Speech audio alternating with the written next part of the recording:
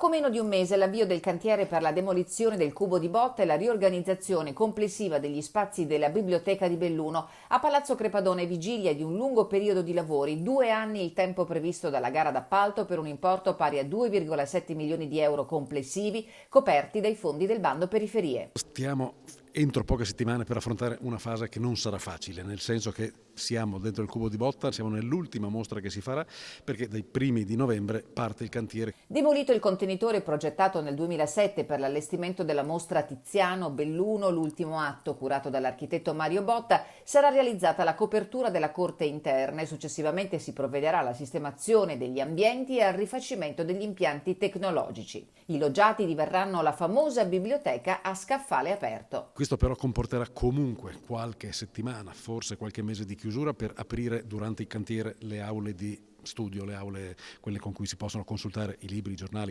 aperte agli studenti, aperte anche ai cittadini, verranno spostate probabilmente a Palazzo Bembo. Insomma, un periodo di sofferenza, quasi un parto, dice l'assessore Perale, a fronte di un rinnovamento che offrirà all'utenza servizi molto più importanti. E all'utenza saranno dedicati prossimamente gli aperitivi culturali, un'idea per avvicinare agli spazi le persone che non sono abituate a frequentare posti speciali come lo sono le biblioteche e i teatri. Quindi l'aperitivo è il pretesto è l'esca per riuscire a coinvolgere un po' più di persone, con una serie di argomenti che negli anni hanno cambiato. Quest'anno parliamo del 400 soprattutto. In programma visite guidate in collaborazione con la città di Feltre nell'ottica di una promozione reciproca nel segno della cultura.